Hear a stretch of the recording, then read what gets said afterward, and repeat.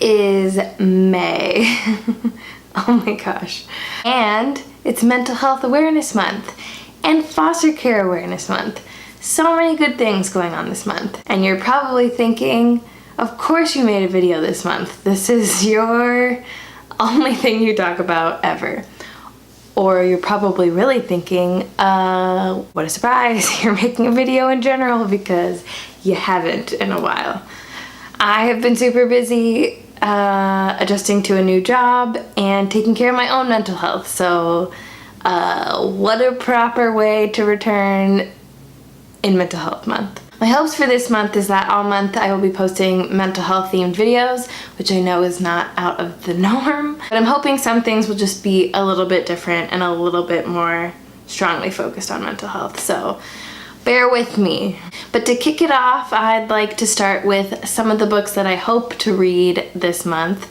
I don't think I'll get through all of them because life is busy and I'm trying. There are books I'm excited about and want to share with you anyways, so let's just get into them. The first book I want to talk about is one that covers topics in the mental health realm and in the foster care realm, more like adoption realm, but I think exhausted a lot of my foster care options, so that book is Far from the Tree.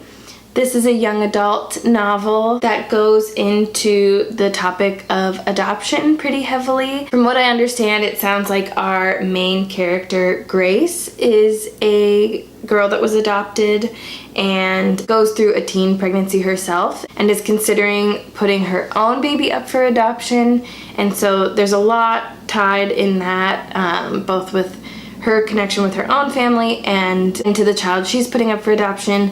I haven't read it yet, but I bought it a long time ago in hopes of reading it back then. I'm hoping to read it now, so really looking forward to this one. I also saw there's the audiobook available on Hoopla if you're interested. Just putting it out there. The next book was kindly sent to me by Penguin Random House, and it is Tell Me More. This isn't so strongly focused on mental health. However, I always think that books of essays or stories always have some component of that we can learn from. I think this one is going to take a more funny approach on some of those topics and seems to approach a lot of different family dynamics, which for me always is considered mental health, so I'm looking forward to reading this one. It has a blurb from Judd Apatow on the back, so trusted immediately. The next book was kindly sent to me by Scribner, and it is Ask Again Yes.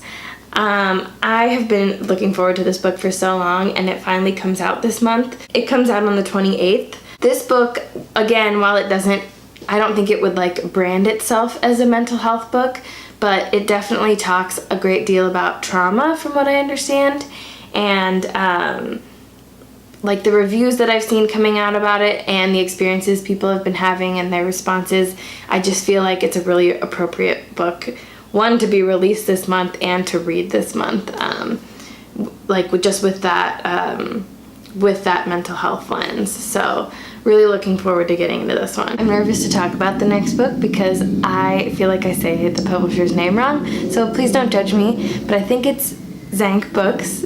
It's D-Z-A-N-C Books sent this to me, and it's a memoir called Knockwood.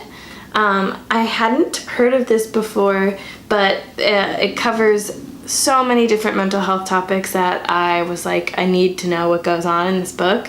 There's a lot of talk about mental illness, suicide, abuse, substance use. Sounds like it's a pretty intense read, but I always feel like those books are really important for us to be reading. In a recent video, I talked about like those kind of really traumatic, really geared towards like a younger audience books that I used to read that really got me into reading when I was an adolescent. So it's books like this that I think are kind of a game changer and are kind of uncomfortable to read, but I think it's that discomfort that we really have to lean into to make a change when it comes to mental health and the stigma surrounding it. So really looking forward to reading this one. Oh my gosh, I'm so excited to read this book because one, this is a really challenging topic for me.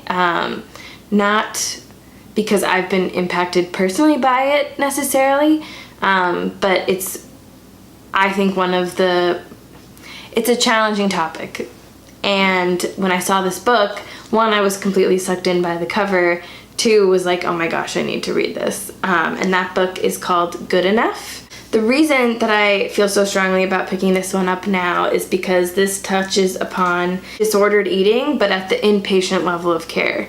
I'm currently working in the inpatient level of care, treating disordered eating, and I think that this is a really important book, not only because it goes into that topic, but it's also geared towards a younger audience that I think is heavily impacted by this experience. So I feel like this perspective can be really helpful. I'm curious to see like really how they go into it, and I'm gonna hold off on it being a recommendation until I actually read it, just because I don't want to promote something that also could be negatively contributing to that experience. So we'll see. I'm really hopeful, and it's gorgeous. This book I bought on Independent Bookstore Day, and I don't know what has taken me so long to buy this, but I also know that it might be because I've been waiting for the right time to delve into this book and this topic. But It's Not That Bad by Roxane Gay.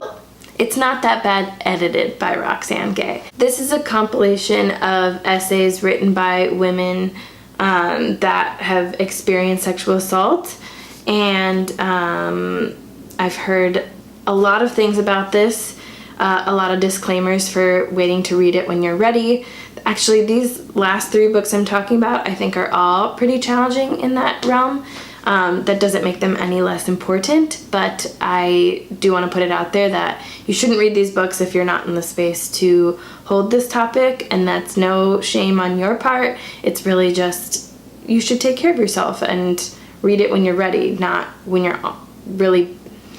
this is going to impact you in a really negative way. So just putting that out there.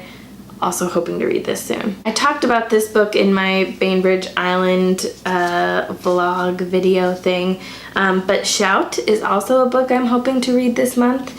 Again, this is the same author that wrote the book Speak, if you're familiar with that. It seems to delve a little bit deeper into the experience she went through with sexual assault, and I think it's an important follow-up to that book, so I didn't have a chance to read it in the earlier months this year, so I'm hoping to prioritize it this month. The last book that I'm hoping to read for Mental Health Awareness Month, or just soon in general, is I Stopped Somewhere. I believe it was Chelsea Darling Reads that posted about this one, and the second I heard her talk about it or saw her post, I can't remember which one it was, but I was like, oh, I need to purchase that immediately, and then purchased it immediately. Again, really heavily leans into the topic of sexual assault.